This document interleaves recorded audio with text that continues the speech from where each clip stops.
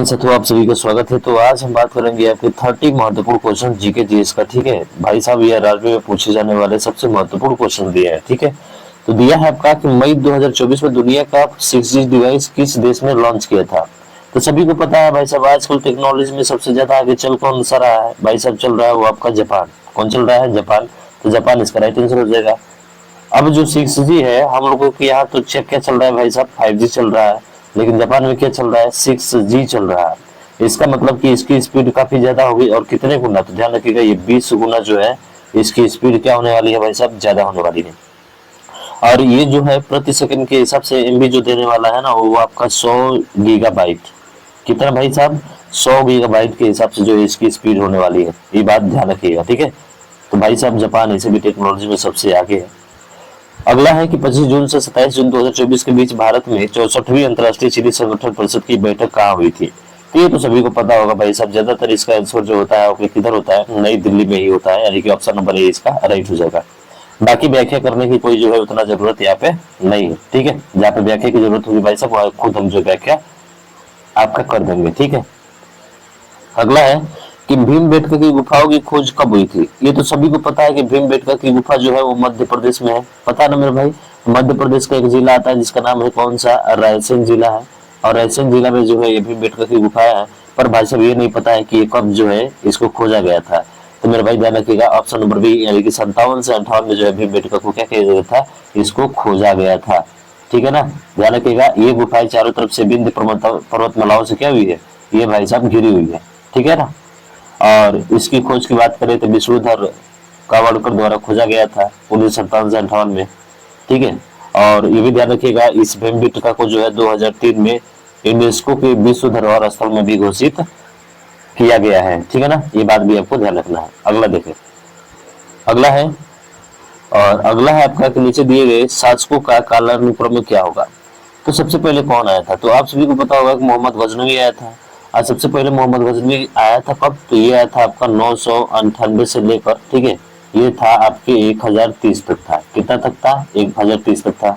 तो दो आना चाहिए, ये पहले नंबर पे हो जाएगा आपका। ठीक है, कितने नंबर पे हो जाएगा मेरे भाई? ये जो है पहले नंबर पे हो जाएगा। तो इस तरह से ये वाला खत्म। उसके बाद से दूसरा आता है मोहम्मद गौरी। इसी के नीचे मोहम्मद गौरी है, जो कि कब से रहता है? तो कब से कब तक? तो ये 1173 से लेकर जो है 1206 तक रहता है। कितना तक रहता है मेरे भाई? 1206 तक रहता है। ठीक है, तो 4 आना चाहिए आपका। तो 4 की वजह से ये वाला खत्म हो गया। उसके बाद से तैमूर और चंगेज खान में कौन आया था? तो ये आया था चंगेज खान। और चंगेज खान कब से था? तो 1206 से लेकर भाई साहब ये था आपका 1227 तक। कहाँ तक था? 1227 तक जो है इसने राज किया। तो भाई साहब तीसरे नंबर पे कौन आ जाएगा? चंगेज खान आ जाएगा। बचा आपको कौन सा? तैमूर। तैमूर चौथे पे हो जाएगा। तो इस तरह से देखा जाए तो जो है तैमूर पहले पर होगा ना, मतलब लास्ट में होगा। तो ऑप्शन नंबर सी इसका क्या होगा? राइट आंसर होगा। यानी कि ये जो था आपका, इसका कालक्रम देखा जाए तो 1370 से 1405 के बीच में था। ठीक है, तो ये सारी चीजें जो है आपको ध्यान रखना है। तो इसका राइट आंसर होगा आपका ऑप्शन नंबर सी। अगला है कि भारत के पूर्वी तट पर स्थित तीनों में से स्थान पर अंग्रेजों ने 1611 में अपना पहला कारखाना खोला था। तो देखिए, पहला कारखाना जो था वो आपका मसूलीपट्टनम में था। कहा था मेरे भाई? मसूलीपट्टनम में था इनका पहला कारखाना। उसके बाद से धीरे धीरे जो है व्यापार करने के उद्देश्य से आए, ईस्ट इंडिया कंपनी की स्थापना की, और बाद में जो है ये राजनीति भी करने लगे भाई साहब। ठीक है, बहुत सारा कहानी जो है इसका है, आप जानते ही होंगे। अगला देखिए, किस वर्ष में तत्कालीन शाहजहां जॉर्ज पंचम ने नई दिल्ली को आधिकारिक रूप से ब्रिटिश भारत का राजधानी घोषित किया था? तो ब्रिटिश भारत का राजधानी घोषित किया था कब? 1911 में।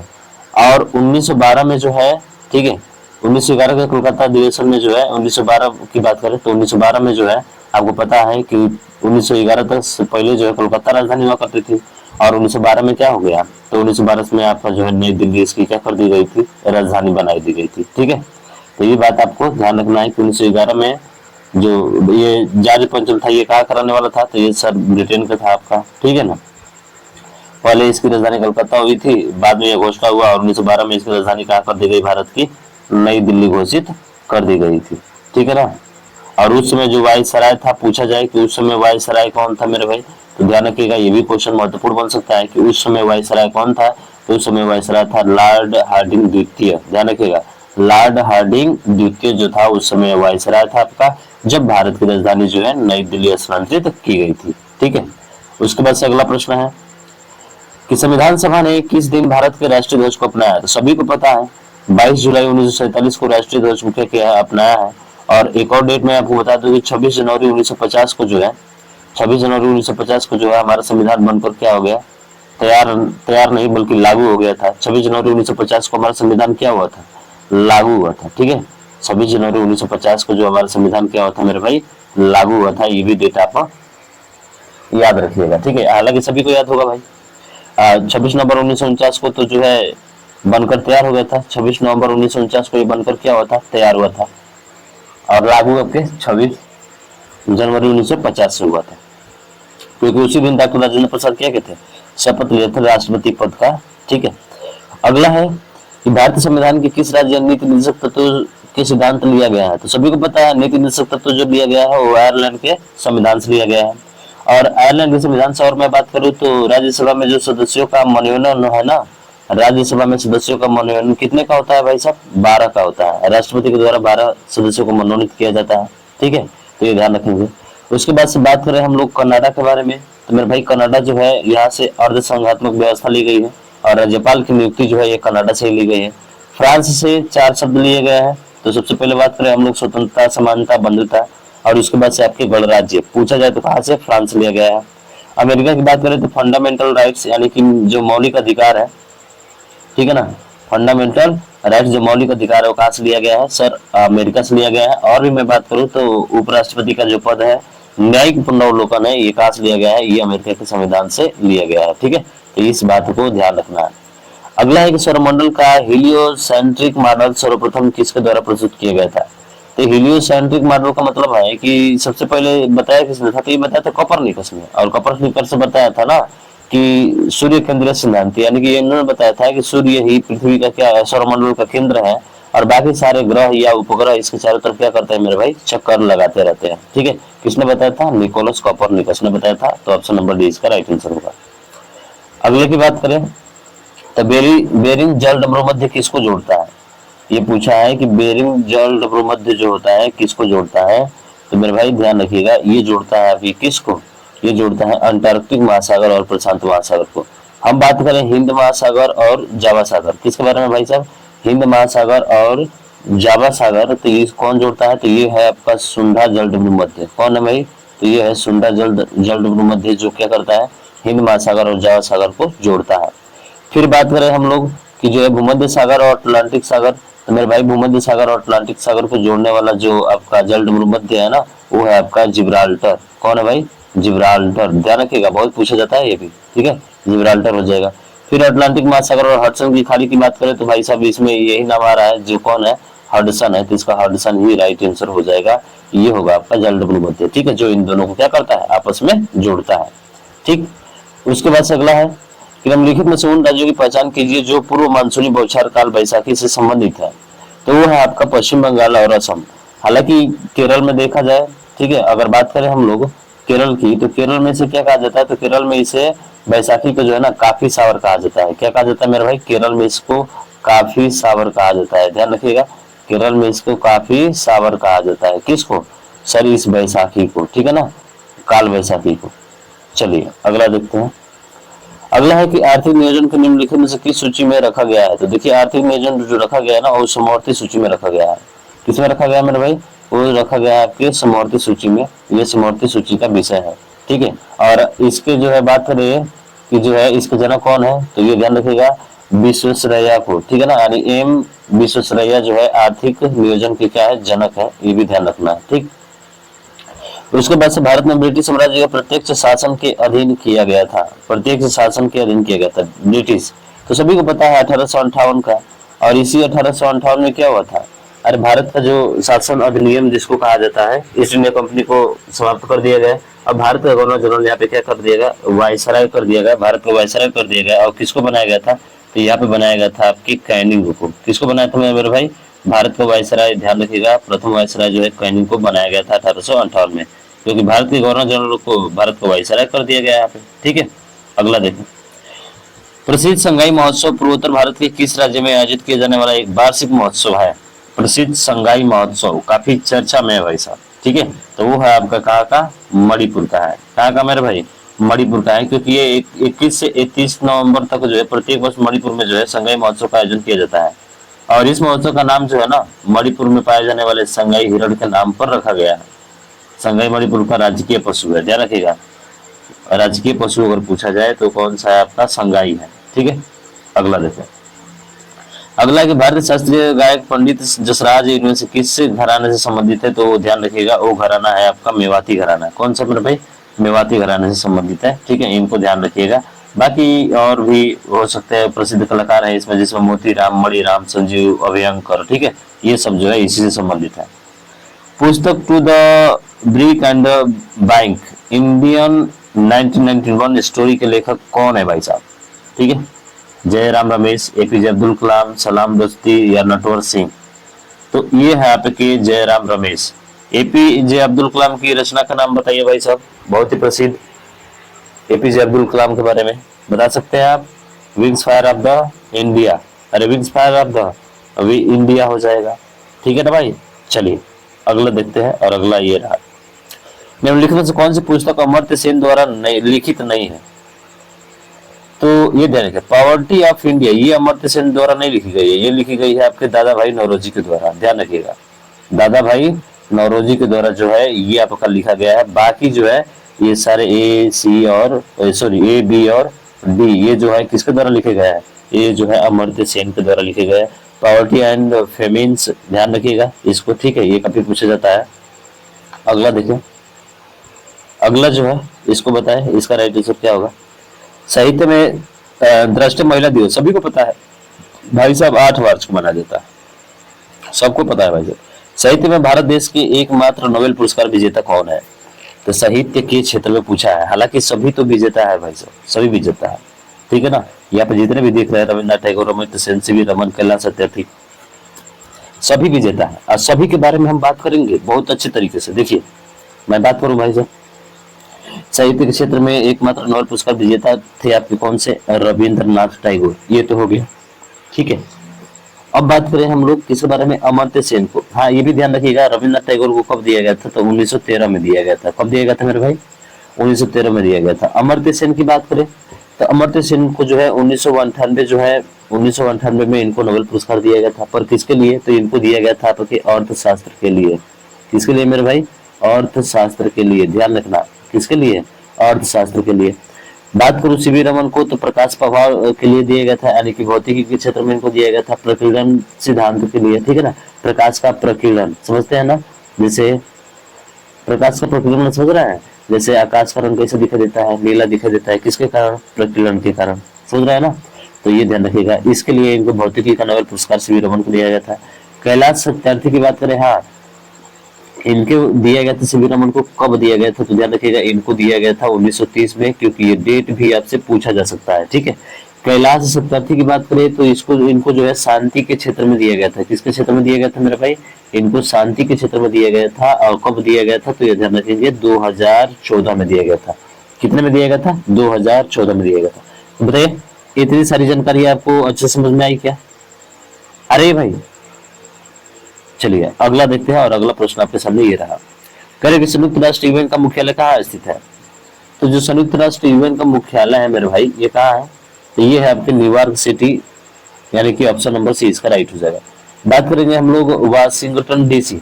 तो वाशिंगटन डीसी यानी विश्व बैंक, और विश्व बैंक की स्थापना कब हुई थी ये भी पूछा जाता है। तो वर्ल्ड बैंक की स्थापना मेरे भाई, वर्ल्ड बैंक की स्थापना जो है 1944 में होती है। और इसका जो हेडक्वार्टर है वो कहाँ है? वो है आपके वाशिंगटन डीसी में है। जिनेवा की बात करें तो जिनेवा का कहाँ है? तो विश्व स्वास्थ्य संगठन, यानी कि 7 अप्रैल को स्वास्थ्य दिवस मनाया जाता है ना, सभी को पता है 7 अप्रैल को क्या मनाया जाता है? स्वास्थ्य दिवस मनाया जाता है। और ये स्वास्थ्य दिवस यानी वर्ल्ड हेल्थ ऑर्गेनाइजेशन, विश्व स्वास्थ्य संगठन, जिसका मुख्यालय कहाँ पे है मेरे भाई? जिनेवा में है। तो जिनेवा हो जाएगा। लंदन की बात करें तो राष्ट्रीय मंडल खेल का जो आयोजन हुआ था सबसे पहली बार 26 में हुआ था, 1926 में। और इसका मुख्यालय जो है कहाँ है? आपके लंदन में है। ठीक है, तो इतना फैक्ट जो है आपको ध्यान रखना है। मैंने कहा था ना कि जहाँ एक्सप्लेन करने लग रहेगा बहुत अच्छे से करेंगे भाई साहब। अंतरिक्ष जाने वाले पहले भारतीय कौन थे? तो सभी को पता है भाई साहब, राकेश शर्मा थे। ठीक है, अगला देखो। अगला एक निम्नलिखित में से कौन सा टेनिस टूर्नामेंट क्ले कोर्ट पर खेला जाता है? तो क्ले कोर्ट पर जो खेले जाने वाला है वो है आपका रोलैंड गैरास। कौन है भाई साहब? रोलैंड गैरास है, ठीक है ना, गैरास है।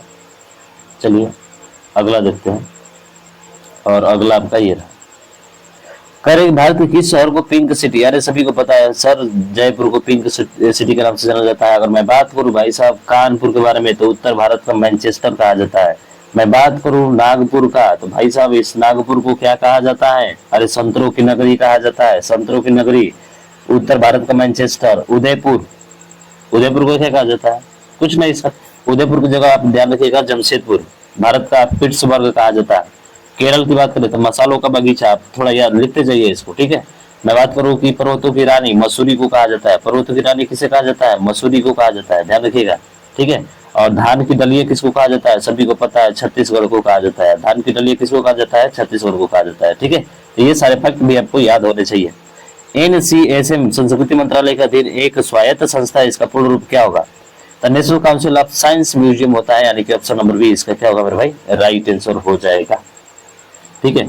इसका मतलब होता है राष्ट्रीय विज्ञान संग्रहालय परिषद, ठीक है ना। इसकी स्थापना की बात करें तो भाई साहब स्थापना से कोई मतलब नहीं है, 4 अप्रैल हालांकि 1978 को हुआ था, ठीक है। और इसका हेडक्वार्टर ध्यान रखिएगा, हेडक्वार्टर जो है इसका कोलकाता में है।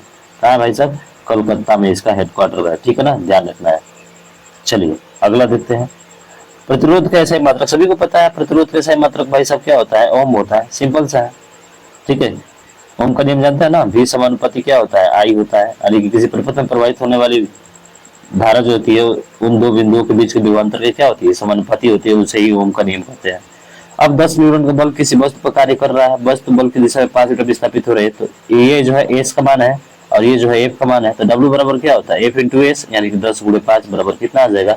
50 जूल। आपका क्या होगा? राइट आंसर, यानी कि ऑप्शन नंबर सी। बोले तो बाकी बियानी लाल की जय। समझ में आ गया ना? बहुत आसान है सर, थोड़ा सा फार्मूला पता रहे, साइंस से जो बैकग्राउंड जिसका रहेगा वो बहुत आसानी से कर लेगा। अब किस कोण से फेंके जाने पर कोई वस्तु जो है सर्वाधिक दूरी तक प्रेक्षित होती है? अब ये गड़बड़ हो गया भाई साहब, ऐसे क्वेश्चन बना दे तो फिर दिमाग तो खराब होगा ना। अब देखिए इसके लिए फार्मूला होता है जिसको रेंज बोलते हैं, परास, आर बराबर होता है यू स्क्वायर, ठीक है, साइन 2 थीटा, साइन 2 थीटा अब बटा जी होता है। तो मेरे भाई अधिकतम मान कब होगा? जब साइन का मान जो है 90 अंश पूरा आ जाए। तो 90 अंश कब होगा? तो 2 तो पहले से है, इसका मतलब थीटा का मान कितना होना चाहिए? यहाँ पे 45 अंश होना चाहिए, तब ये मैक्सिमम होगा। बोले तो ऑप्शन नंबर डी इसका राइट हो जाएगा, ठीक है। क्योंकि थीटा का मान 45 रखेंगे तो साइन थीटा का मान कितना होता है? साइन 90 अंश का मान 1 होता है, 0 रखोगे तो बहुत ही कम हो जाएगा, ठीक है ना। हमें सर्वाधिक चाहिए भाई साहब, तो सर्वाधिक के लिए थीटा बराबर क्या होना चाहिए? 90 अंश। समझ में आया क्या? अरे आया रे, बिल्कुल सर।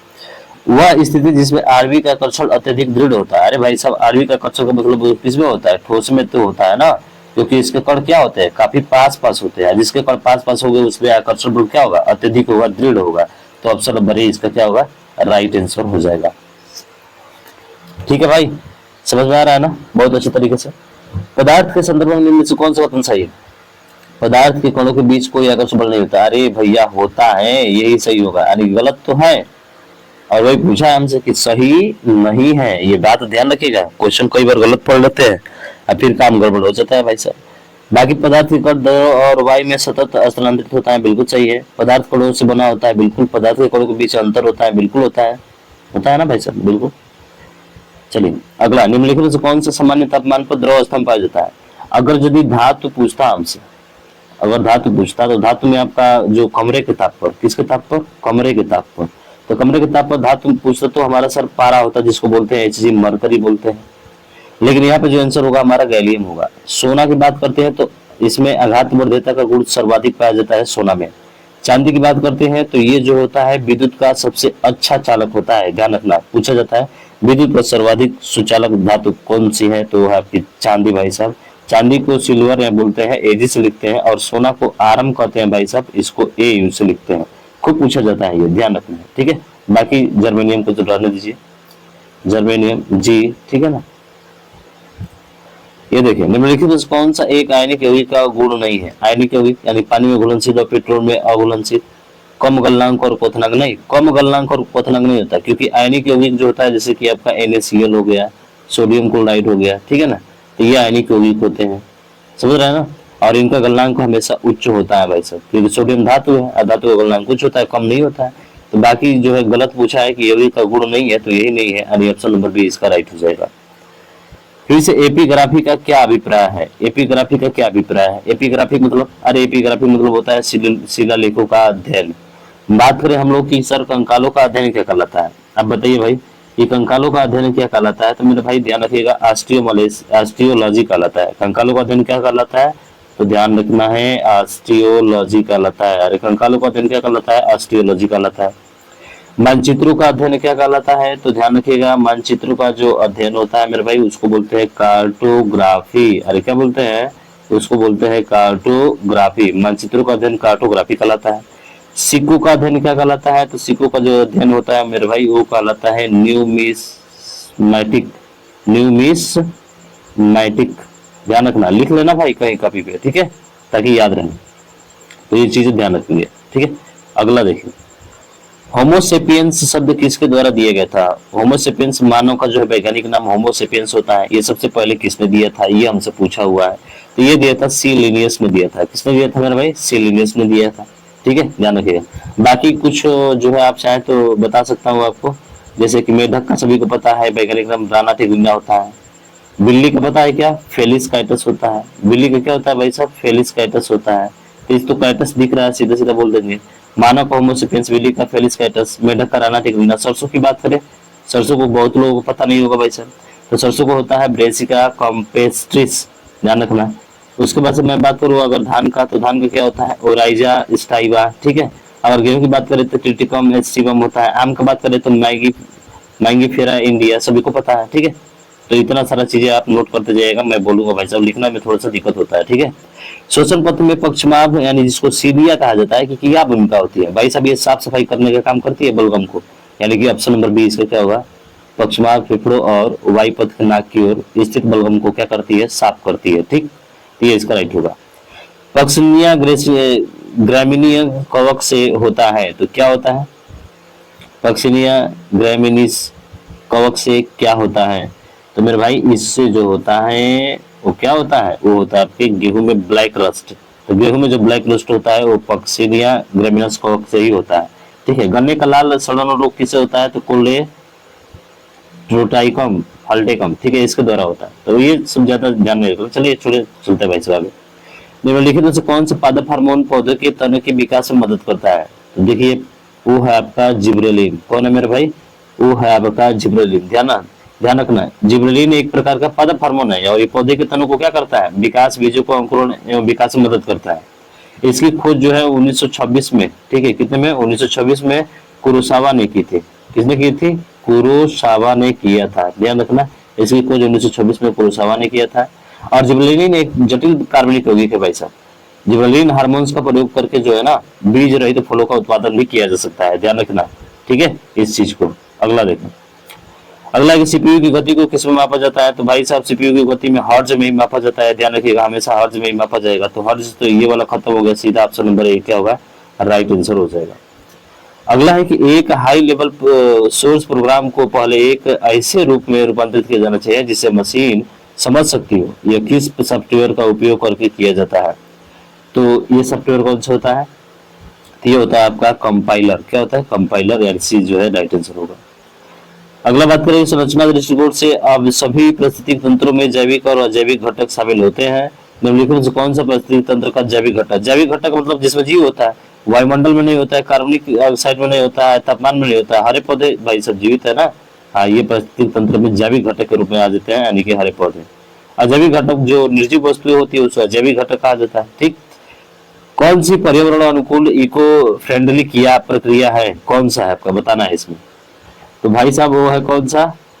अरे वो है कौन सा? सूखे पत्तों का मिट्टी में दबकर निपटान करना, ठीक है ना। यानी निपटान का मतलब समझ रहे हैं ना, सड़ गल कर जो है वो क्या हो जाता है, सड़ा गला देता है और वही जो है किसके रूप में परिवर्तित हो जाता है? खाद के रूप में परिवर्तित हो जाता है, जिसका उपयोग जो पौधे पोषक तत्व प्रदान करने के लिए करते हैं, ठीक है। तो मेरे भाई ये 30 प्रश्न आपको बहुत अच्छे समझ में आए होंगे, तो प्लीज इस वीडियो को ज्यादा से ज्यादा शेयर करिएगा और अभी तक चैनल को सब्सक्राइब नहीं किया है मेरे भाई तो सब्सक्राइब जरूर कर लीजिएगा, ठीक है। मिलता है नेक्स्ट वीडियो में, तब तक ले जय हिंद, जय भारत।